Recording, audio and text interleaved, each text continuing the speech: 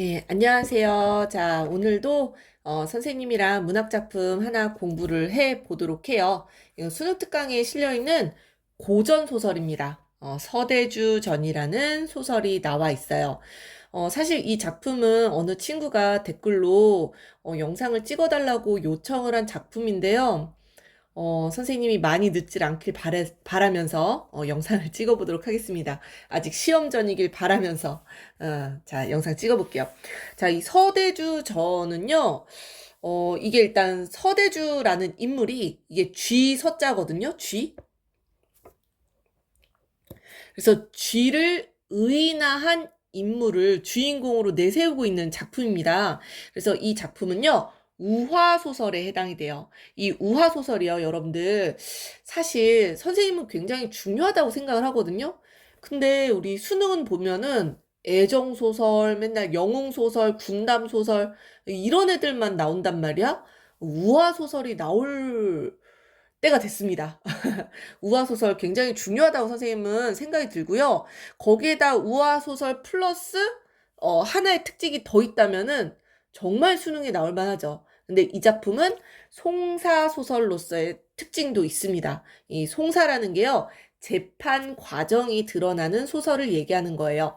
그래서 우리가 지금도 드라마 중에 법정 드라마 같은 거 굉장히 사람들이 좋아하잖아요. 그죠? 시시비비를 가리는. 그래서 나쁜 사람이 결국에는 이제 벌을 받는 그런 인과응보의 그런 이야기들, 스토리를 담고 있는 그런 법정 드라마를 사람들이 좋아하잖아요. 조선시대에도 그랬다라는 겁니다. 그래서 이 송사의 과정이 나와 있는데요. 이 바로 원고가 소장을 먼저 제출을 해요. 저 사람 잘못했다. 나 너 고소할 거야. 뭐 이거죠. 피고가 이제 재판장에 이제 끌려오는 거죠. 그러고 나서 이제 심리를 하고 대질 조사를 하고 그래서 어떻게 땅땅땅 판결하는 이 거의 뭐 법정 드라마랑 똑같은 구조라고 보시면 됩니다. 자, 이런 송사 과정이 나타나는 소설들이 몇 개가 있거든요.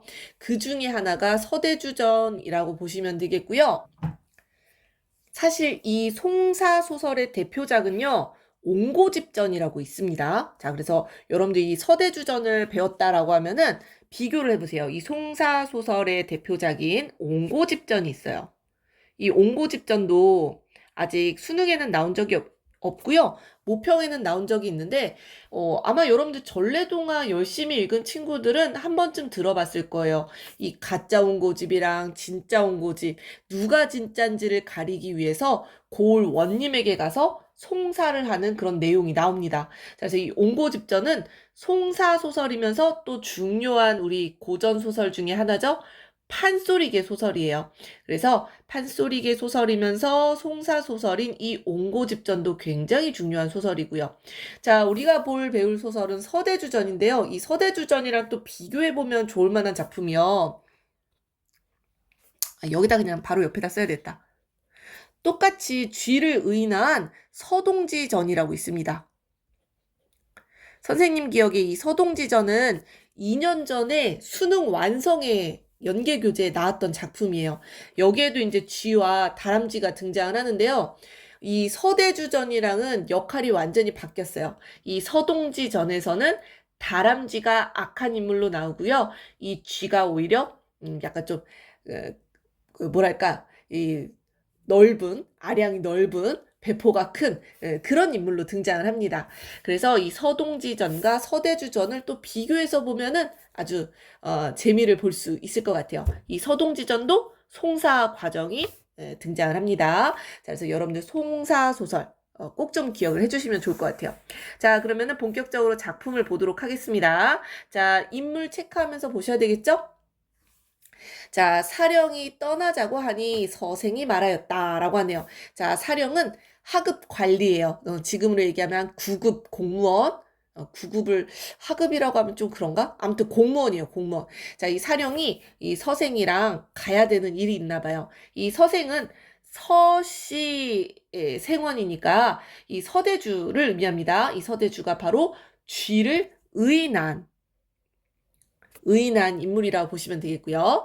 자, 서생이 이렇게 이야기했는데요. 늙은 몸이, 이 늙은 몸이란 서생을 얘기하는 거겠죠? 여러 해 동안 병으로 집안에 틀어박혀 있어서 다리 힘이 없어. 먼 길 걷는 것이 감당하기가 어렵다. 지금 먼 길을 가야 되나 봐요. 자, 그러면서 감히 청을 하건대, 청을 하네요. 노새를 타고 가다가 관아에 이르러서야 법대로 잡아들여 주시면 신랄 같은 남은 목숨일지언정 관아에 가기까지는 보존할 수 있을 것입니다. 막 이러면서 사령의 뜻은 어떠하신지요? 뭐 이런 식으로 청을 하는 부분이에요. 자, 어떤 청을 했냐면 지금 사령과 함께 관아에 가야 되나 봐. 관아에 가야 되는데 잡혀가나 보지요? 이 잡혀가는 게 힘드니까 노새를 타고 가다가 이 관아에 가서 나를 법대로 잡아들여 주시면 어떻겠느냐 라고 청을 하고 있는 부분입니다. 바로 이 개인적인 편의를 제공해 달라라고 요청하고 있는 부분이에요. 이게 사실 법적으로는 위법사항이라고 보실 수가 있겠죠. 그런데 이렇게 개인적인 편의를 제공하는 인물들이 가끔 있어요. 지금도 있습니다. 뉴스 보면은 휠체어 타고 법원 출두하는 그런 사람들 있죠, 그죠? 자, 아무튼 그런 개인적인 편의를 제공해 달라라고 서대주가 이야기하는 부분이에요. 자, 그러면은 과연 사령이 이 요청을 받아들였을까요? 받아들였네요. 왜? 후한 대접을 이미 받았어. 게다가 뇌물까지 받았네요. 어쩔 수 없이 그렇게 하도록 허락을 했습니다. 자, 지금 편의를 봐준 이유가 나와 있죠? 뇌물, 대접. 바로 그 당시에 부정부패가 심했다라는 것을 우리가 알 수 있는 부분이에요. 자, 그러니까 이 사령이란 인물, 부정적인 인물. 뇌물 받았어, 그지? 자, 뇌물 주고 자신의 편의를 봐달라고 한 이 서생이란 인물도 긍정, 부정? 부정적인 인물. 딱 여기까지 읽고 체크하셔야 되는 부분이에요. 그죠? 자, 둘 다 부정적인 캐릭터입니다. 자, 서생이 머리를 조아리고 고맙다고 인사를 하고는요. 자, 안으로 들어가서 관아에 갈 준비를 합니다. 자, 관아에 갈 준비를 하는데요. 지금 뭔가 쭉 열거되어 있는 느낌이 드셔야 돼요. 자, 요렇게 선생님이 묶어놨죠, 벌써. 자, 이렇게 열거되어 있는 부분들은 비슷한 내용들을 열거하고 있기 때문에 중간중간에 해석이 좀 안 된다 치더라도 넘어가세요. 뭉뚱그려서 해석하시는 겁니다. 뭉뚱그려서. 자, 보실까요? 가느다란 망건에 옥관자를 달고, 옥관자. 아주 비싼, 뭐랄까, 보석 같은 거? 여러분들 가끔 사극에 보면은 부잣집 도련님들은 이 망건을 또 모르나? 망건을 뭐라고 해야 되지? 그 남자들이 상투 틀 때 이마에다 이렇게 대는 물건 있잖아요. 그 망건 가운데에다가 이렇게 보석 같은 거 박아 놓은 게 있어요. 그 옥관자입니다. 내가 이거 일일이 해석 안 해도 된다고 해놓고는 내가 또 해석하고 있네. 자, 정주 탕건관에 풍잠을 찌르고, 뭔 말인지 몰라요. 넘어가요. 대구 허리띠에 누런 주머니를 달고, 그러니까 주머니, 예, 지갑 같은 거예요. 그죠? 흰 비단 땀바지에 초록 토시 끼고, 공단 호바지, 공단이라는 건 비단이에요. 비단. 자, 외단 장옷, 뭔가 좋은 옷이겠죠? 옥색 조끼, 여우 가죽의 가죽옷, 명주낭이, 흰색의 모시 소못, 우산건, 돼지털로 만든 쓰개, 은으로 된 갓근, 호박구슬, 붉은 융사로 감싼 주레띠, 중에 머리처럼 꼭지가 둥근 부채, 병투서, 이궁정 현추와 같이 이리 매고 저리 매고 하여. 자, 여기까지 쭉 묶어보세요. 자, 뭔 말인지 모르겠지만 뭔가 관아로 출두하는 죄인의 옷차림은 아닌 것 같아요. 굉장히 준비를 많이 하고 있죠. 든든히 몸단장을 하고 있는 부분입니다. 이 몸단장이 굉장히 좀 복색이 화려하고 비싼 그런 액세서리로 치장을 한 것 같아요. 자, 그런 정도로만 여러분들 보시면 됩니다. 자, 그래서 이런 몸단장을 끝내고 노새를 타고 앉았는데, 자, 여기 나오잖아요. 그죠? 서술이 나오잖아요. 옷차림이 사치스럽고 화려한. 자, 그러니까 지금 묶은 이 부분요. 자, 이렇게 사치스럽고 화려한 옷차림. 그리고 비싼 물건들도 쭉 나오거든요. 열거되어 있습니다. 열거. 이거 일종의 우리가 이거 판소리에서는 장면의 극대화라고 얘기하는 부분이거든요. 짧게 얘기할 수 있는 것을 길게 길게 길게 늘려서 이야기하는 거죠. 재미를 위해서, 그죠?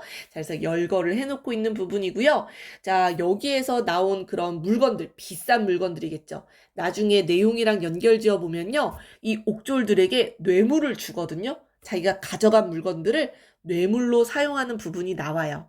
또 이런 부분들이 이 서대주는요.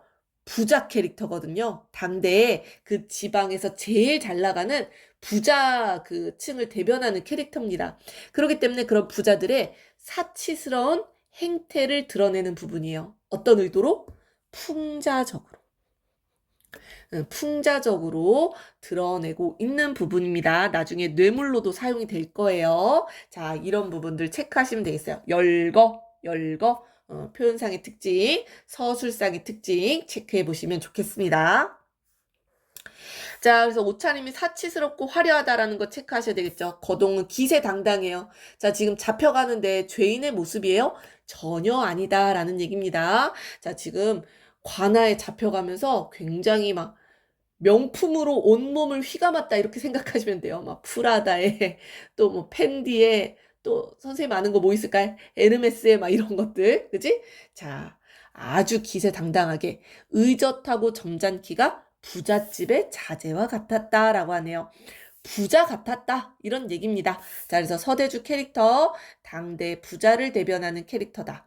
자, 말 앞에 끄는 마부, 뒤따르는 심부름꾼들까지도 옷차림이 화려했어요. 어린 쥐, 이 어린 쥐도 그 심부름꾼 중에 한 명이겠죠, 그죠? 따라가는 애 한 명인데요. 이 어린 쥐 하나도 옷차림이 아주 화려합니다. 편발에 기름을 바르고, 편발은 이 어린 사람들은 이 뭐라 해야 되지? 머리를 꼬잖아요. 이 꼰 머리에 기름을 발랐다라는 얘기입니다. 지금으로 얘기하면은 트리트먼트 같은 거 바른 거겠죠? 오일을 발랐어요. 머리에 오일을 발랐고요. 푸른 도포에 검은 띠를 메고 가슴팍을 꾹 눌러 질끈 통영 서랍장을 메고는 통영 서랍장 이런 거 그냥 비싼 물건이라고 생각하시면 돼요. 3등초를 김해 동네에 좋은 담뱃대에 넣어 법도 있게 손에 들고서 주인을 부축하여 가는 것이 자, 이 어린 쥐가요. 주인을 부축하며 가는 그런 시종 캐릭터인데 이런 어린 쥐 하나도 굉장히 화려한 사치스러운 그런 옷차림을 하고 있다라는 얘기입니다. 자, 마치 겸종과도 같았다. 바로 겸종이라는 건 그런 양반집에서 잡일, 시중, 그러니까 이 어린 쥐가 바로 이런 겸종과 같은 일을 했다. 이런 얘기입니다. 자, 겸종과 같은 일을 하는 어린 쥐조차 굉장히 좋은 옷에, 그지? 아주 화려한 복색을 하고 쫓아가고 있네요. 자, 관아가 점점 가까워졌어요. 자, 사령이 기다리고 있었죠. 자, 서생이 말을 달리게 하여 관문에 도착을 하니 자, 사령이 서생을 잡아내려 관대를 벗기고 문 밖에서 결박을 했습니다. 자, 이제서야 이제 결박을 했어요. 꽁꽁 묶었다라는 얘기예요. 앞에서 서대주가 요구한 대로 지금 하고 있는 부분입니다. 기억나시죠? 앞부분. 자, 요렇게 요청했잖아요.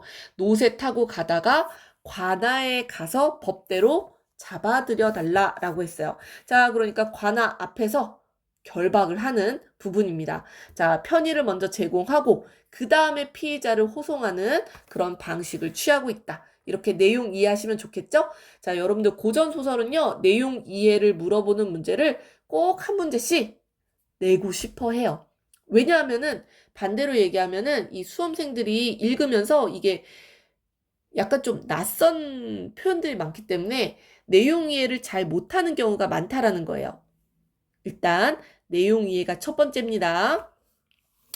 자, 그리고는 급히 형리에게 알리니까 형리가 이제 원님에게 아뢰었어요. 원님이 이제 크게 화를 내면서 즉시 잡아들이라 하니까 자, 사령이 상투를 틀어쥐고 나는 듯 재빠르게 서대주를 잡아가는데 발이 땅에 닿지도 않을 정도로 엄청나게 빠르게 잡아왔다. 이 얘기입니다. 얘들아, 진짜 이 피해자를 잡아오는데 발이 땅에 닿지도 않을 정도로 이게 약간 좀 뭐예요? 과장된 표현이죠. 자, 이 과장된 표현을 통해서 우리가 알 수 있는 거는요, 이 원님이라는 캐릭터가 그 고을의 최고 권력자죠. 그죠? 이 권력자의 권위가 굉장히 높고 무서웠음을 알 수 있는 부분입니다. 자, 과장된 부분 체크하시고요. 자, 머리칼이 바람에 흩날려 더 펄거린 채 넋을 잃고 심한 두려움이 서대주의 정서 나오죠? 그죠? 두려움이 온몸을 엄습하여 벌벌벌벌 떨고 있어요. 자, 지금 송사가 진행되는 것에 대해서 두려워하고 있다라는 거 체크하면 되겠죠? 인물의 정서입니다. 인물의 정서. 얘 아무래도 잘못한 게 있는 것 같아요. 그죠? 덜덜 떨며 앉았는데 뾰족한 입이 오물거리고 두 귀가 발쪽거리며 두 눈이 깜짝거리는 것이. 자, 지금 이 인물의 외양이 묘사가 되어 있잖아요. 뭐처럼 묘사되어 있어요? 그치?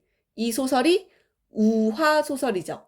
바로 이 쥐를 의인화했다라는 사실을 환기해주는 부분이에요. 이 쥐처럼 묘사했잖아요. 뾰족한 입, 두 귀가 움직이는 거죠. 발쪽, 두 눈 깜짝깜짝 거리는 거.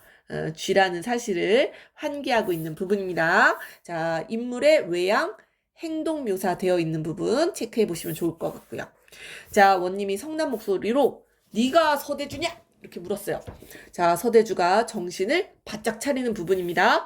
얼굴빛이 조금도 변하지 않은 채 대답을 했어요. 이 사람 아주 대단하네요. 그죠? 자, 벌벌벌벌 떨었는데 태연한 척 대답을 하는 겁니다. 참으로 그 이름이 적시라옵니다. 맞습니다. 이 얘기예요. 자, 죄상을 신문하려고 하니까 형리가 앞에 나와서 구했어요. 자, 이 형리가요, 날이 이미 저물었다. 신문하기가 어려우니까 잠깐 옥에 가두었다가 날 밝기를 기다려서 신문하는 채비를 차리시되 둘 모두를 잡아들여서 상세히 조사하여 물어보시는 것이 사리해봤다. 자, 이 형리라는 인물은 그나마 여기 있는 인물들 중에 정신이 좀 똑바로 된 인물인 것 같아요. 자, 지금 바른말 하고 있죠. 둘 모두를 잡아들여. 이 둘이라는 거는요, 서대주 피의자입니다. 타남주 피해자예요. 이 두 사람을 모두 데리고 와서 두 사람의 의견을 모두 들어봐야 된다라는 이야기를 하고 있어요. 맞죠? 그죠? 한쪽 사람의 의견만 듣고 판결하는 거는 공정하지 않잖아요. 그죠? 두 사람의 의견을 모두 들어야 한다. 바로 대질조사에 대해서 이야기하는 부분이에요. 자, 그리고 이 두 사람, 서대주와 타남주는요, 갈등 관계입니다. 갈등 관계. 지금 고소 때렸어, 서로. 그지? 자, 대질조사를 해야 된다라는 얘기예요. 자, 원님이 맞는 것 같아. 자, 내일 신문할 거니까 옥에 가두어라 라고 했어요. 자, 형리가 사령을 불러서 칼을 씌워서 하옥하라 라고 했어요. 칼이라는 거 뭐 춘향가 같은 데서 보셨나요? 춘향전? 이 춘향이가 옥에 갇힐 때 이 목에 이렇게 나무 판때기 같은 거 이렇게 끼우잖아요. 그게 칼입니다. 자, 큰 칼을 씌우고 검은 포승줄로 막 묶고 수족에다가는 이 손과 발에다가는 착고를 채워갔다. 이 착고라는 게 뒤에 각주에 나오는데요. 수갑이라고 보시면 돼요. 수갑. 일종의 수갑입니다. 자, 수갑을 채워서 데리고 갔어요.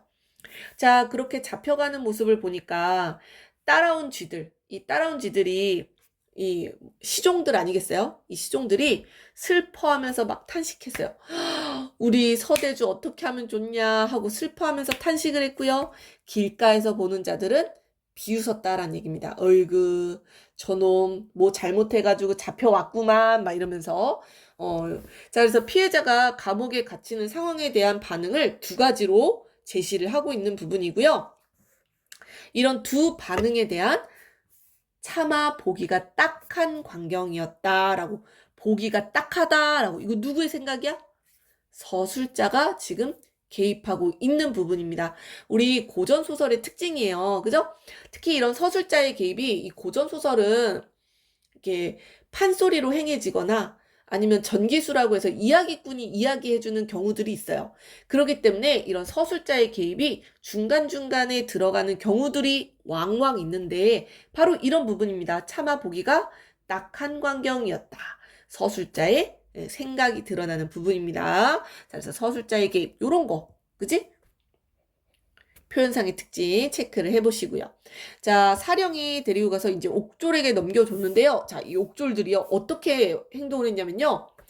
이 단단히 가두고 나서는 아주 대놓고 욕을 합니다. 돈 내놔라. 자, 이런 부분에서 이 옥졸들이요. 어떤 인물? 부정적인 인물들이지. 굉장히 돈을 밝히는 부패한 관리들로 그려져 있다라는 겁니다. 자, 소송 과정에서 이런 뇌물을 취하려는 부패한 모습, 배금주의, 물질주의 이런 거 우리 떠올려 보실 수가 있겠죠. 자, 그래서 서대주가 아까 물건들을 막 바리바리 쌓았잖아요. 그걸 이제 뇌물로 준 거죠. 옥졸들이 매우 기뻐하고 큰 칼을 다 막 풀어줬어요. 편히 쉬게. 게다가 마치 부리는 하인처럼 돌봐줬어요. 오히려. 이 풍자하고 있는 거죠. 이런 배금주의적, 물질주의적 세태, 또 이런 부패한 관리들 풍자하고 있는 부분이고요. 이 부분에 대한 또 서술자의 개입이 드러나고 있어요. 돈이라도 많으면 존귀해진다라고 할 수 있는 것이었다. 서술자가 개입하여 세태를 비판하고 있는 부분. 자, 이런 부분들 여러분들 시험 문제 나오기 굉장히 좋은 부분이니까 꼭 좀 체크해 보시는 게 좋겠습니다. 자, 서대주가 피로에 지쳐 누워 있는데요. 자, 이거 다 쥐들이에요. 대서, 중서, 동서. 큰 쥐, 중간 쥐, 동. 아이동자예요. 아기 쥐. 뭐 이렇게 해석하시면 되겠죠? 아무튼 얘네들이 와가지고요. 막 안마를 해주는 거예요. 지금 감옥에 들어와가지고 아주 호강떼강하네요. 그죠? 막 마사지 해주는 겁니다. 자, 대주의 심란한 마음을 위로하고 약간의 대추 밤 등속으로 시장길을 면케하면서 막 먹을 것도 막 대접을 해주네요.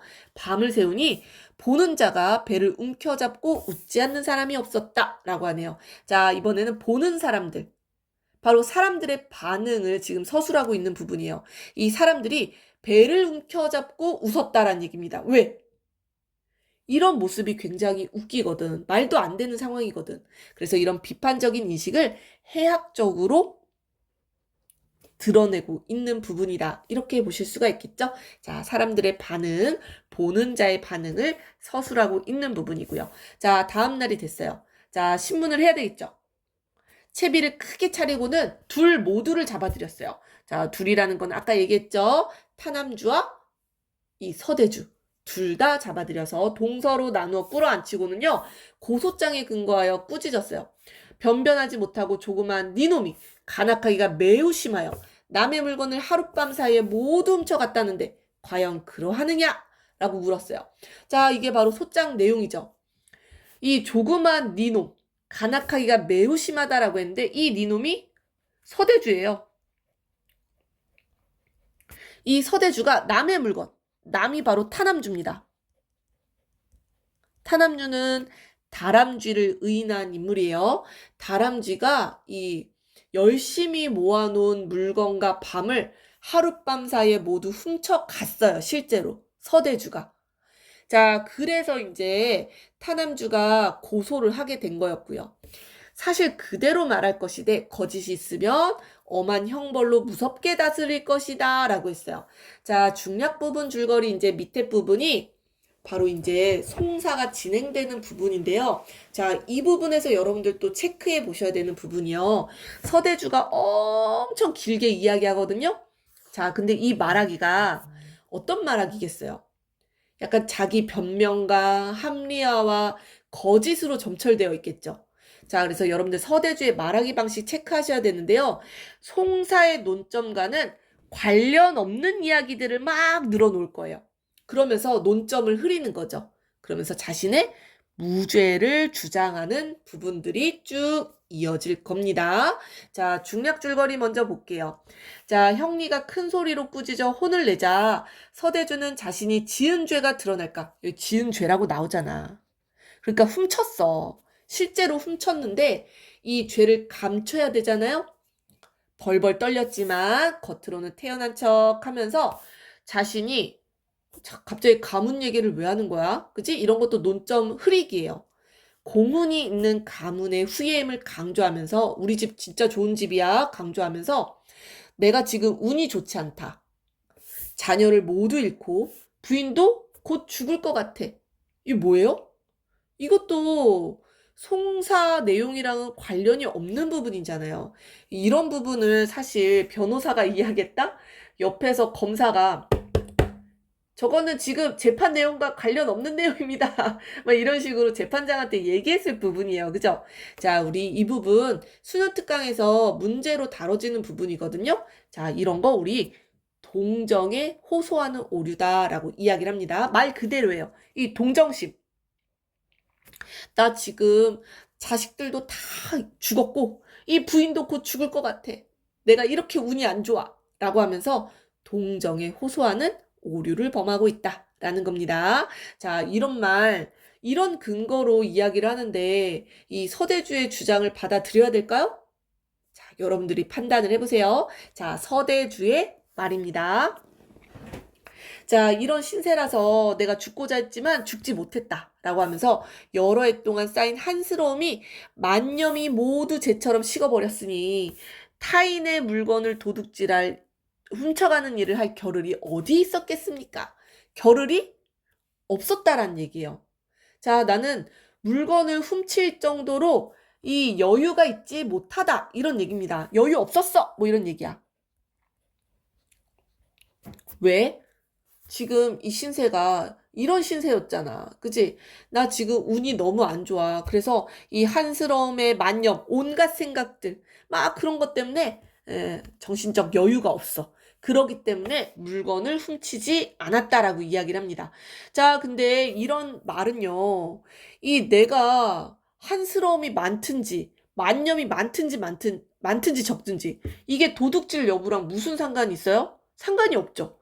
이런 것도 다 논점에서 벗어났다. 이렇게 볼 수가 있겠습니다. 자, 그러면서 저놈이 올린 고소야말로 윗분을 속인 것이 아니겠습니까? 라고 하면서 오히려 다람쥐를 이 약간 좀 모해하는 말들을 합니다. 하물며 근년일에 흉년이 극심하여 살아갈 길이 없는 터에 어떻게 알밤을 갈무리해 둘 수가 있었겠습니까? 알밤을 모아둘 리가 없다. 이런 얘기야. 왜? 흉년이 극심해서. 자, 여러분들 생각을 해보세요. 지금 이 주장하는 게요. 흉년이 너무 극심해서 이 타남주가 이 재산을 알밤을 모아두었을 리가 없다라고 이야기하는 거예요. 자, 그러면서 이 타남주가 재산을 모아둔 것을 내가 훔쳤다? 거짓말이라고 주장을 하는 거죠. 자, 그런데 이거는요, 여러분들 흉년이 극심하다고 해서 진짜 아무리 경제가 어렵다고 해서 저축 안 하는 사람 있어요? 흉년이 극심하면 저축 아무도 안 하나요? 그거 아니죠. 이런 건 성급한 일반화의 오류다라고 이야기를 합니다. 증거가 부족한데도 일반화시켜서 결론을 내다 보니까 거기에서 오류가 발생하는 것이다 라고 보는 거죠. 이해되시나요? 자, 흉년이 극심하다고 다 저축을 안 하는 게 아닙니다. 그죠? 자, 근데 이렇게 성급한 일반화의 오류로 자신의 주장을 뒷받침하고 있으니까 거짓이겠죠. 자, 계속 볼까요? 저는 본시대대로 부유하여 나는 원래 부자야. 이와 같은 흉년에 한 홉조차 다른 것들한테 꾸지 않아도 되는데 홉이라는 거는 그 단위예요. 곡식 단위. 아주 작은 단위거든요. 그러니까 나는 너무 부자라서 아주 조금의 곡식이라도 빌릴 필요가 없다라는 얘기입니다. 이해되시죠? 자, 그런데 이거 거짓말이에요. 이 앞부분 우리가 안 봤지만 이 서대주가 이미 재산을 다 탕진을 했어. 먹을 게 없는 거야. 그래서 먹을 게 없기 때문에 이 집에 이 쥐들을 막 불러 모아가지고 옆 동네에 타남주 곡식이 많다고 하니까 거기 가서 우리가 훔치자. 이렇게 이야기를 하거든요. 자, 그러니까 요런 나 진짜 너무 부자라서 남의 곡식을 빌릴 필요가 없다. 거짓말입니다. 거짓말. 자, 그런데 또 거짓말을 하고 있죠? 밤을 훔쳤다는 것이 어찌 옳겠습니까? 라고 이야기를 하는 거죠. 그리고 이놈의 평상시 소행을, 이놈이라는 건 타남주를 얘기하는 거예요.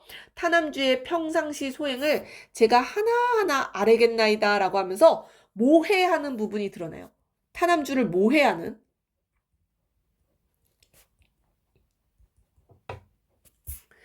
자, 바로 이런 거는 인신공격의 오류다라고 이야기합니다. 여러분들 법정에서 이 상대방을 인신공격하면 되겠어요? 안 되겠어요? 안 되겠죠? 그죠? 이 인물의 인성을 문제 삼아서 인신공격하고 있는 부분입니다. 자, 어떻게 인신공격을 하고 있는지 볼게요. 여기 매년 봄, 여름이 되면은 농사를 잘 짓는 사람들을 모집을 한대요. 그래서 밤낮으로 가을 거지를 한 후에 노동을 시켰다라는 얘기죠. 노동을 시킨 후에 그들 중에서 절름발이, 도둑놈, 기머거리, 맹인, 쓸모없는 늙은 할미 방 가운데 가두어 두고는 나머지는 쫓아냈대요. 쫓아냈고 봄, 여름이면 또 똑같이 그렇게 했대요. 매년 겨울이면은 방에 가두었던 이런 사람들. 이런 사람들이 좀 뭐랄까 자기 주장을 할 수 없는 그런 약한 사람들이잖아요. 그죠? 어떻게 사회적 약자라고 볼 수가 있는 사람들인데 요렇게 묶어볼까요?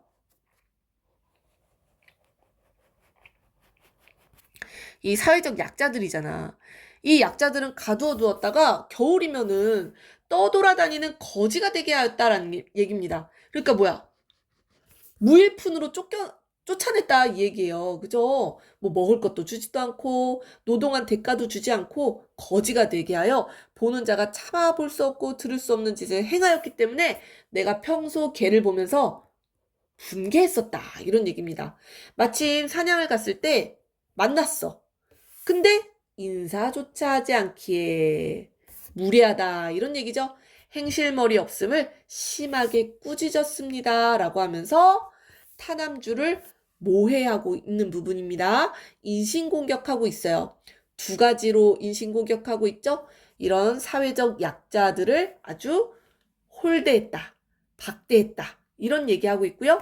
나한테 인사조차 하지 않았어. 굉장히 예의가 없는 인물 이렇게 모해하고 있습니다. 자, 그리고 나서는 자기 잘못을 스스로 알지 못한 채 항상 나에 대한 분노를 갖고 있었다라는 얘기입니다. 이 타남주가 나에 대해서 분노하고 있었어. 마음이 항상 꽁에 있었다 이런 얘기예요. 사리에 맞지 아니한 터무니없는 말로 저를 얽어매는 도리에 어긋난 간악한 송사를 꾀했으니 그리고 나를 평소에 안 좋아하니까 나를 아무 이유 없이 그지? 터무니없는 말로 고소했다. 이 얘기입니다. 송사를 꾀했으니. 자, 다 이해되고 계시나요? 타남주가 개인적인 원한으로 자신을 지금 뭐 했다? 무고했다라는 얘기입니다. 무고라는 말 들어보셨나요? 무고죄. 우리 특히 연예인들이 많이 쓰는 말 아니겠어요? 무고. 죄가 없는데 나를 고소했다. 이 얘기입니다. 자, 무고했음을 주장하는 부분이에요. 다 거짓말이에요. 그죠? 세상 천지에 이와 같이 맹랑하고 무례한 놈이 있겠습니까? 타남주를 얘기하는 거예요. 제가 비록 졸렬하지만 대대로 공운이 있는 가문의 후손으로서 또 자기 집안 얘기하고 있죠? 가문의 위상을 강조하면서 이야기를 하고 있어요. 자, 이러한 무도하고 못난 놈한테 이건 타남주를 얘기하는 거죠. 구차하게 고소를 당하여 선조의 공운을 더럽힘을 끼치고 관정을 소란스럽게 하오니 죽으려고 하여도 죽을 만한 곳이 없어서 사는 것이 죽은 것만 못하옵니다. 막 이러면서 원한을 풀어달라라고 하면서 오히려 그지 적반하장격으로 막 거짓을 고하면서 자기는 무고다. 죄가 없다. 이렇게 주장을 하고 있는 부분입니다. 자, 그러면서 하는 행동도 보세요. 옵섭을 고쳐 여미며 단정히 꿇어안고는 뾰족한 입이 오물, 두 귀가 발쪽, 두 눈 깜짝, 또 뭐예요? 그치.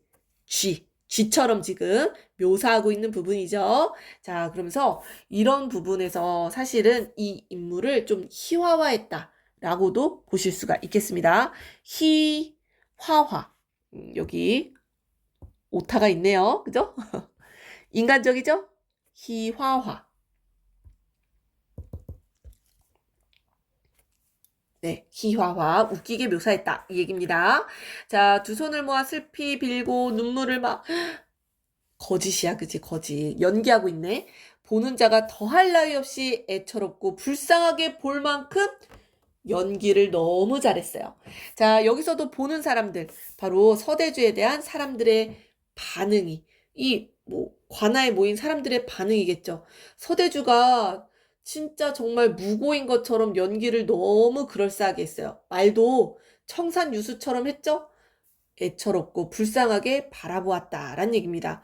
자, 이 원님도요. 원님도 서대주에게 넘어갔어요. 서대주의 진수라는 말을 들으니 맞아 맞아. 서대주 말이 맞다. 이 얘기입니다. 자, 형세가 본 뒤부터 그러하여 죄를 주기도 어려워 큰 칼 벗겨주고요. 술도 줬어요. 오히려 위로해 주는 거죠.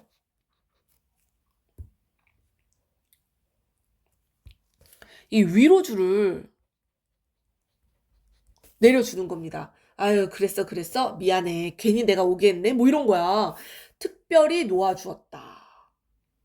자, 이 원님이요. 어떤 사람인 것 같아요? 지금 올바르게 판결을 하고 있나요? 아니죠.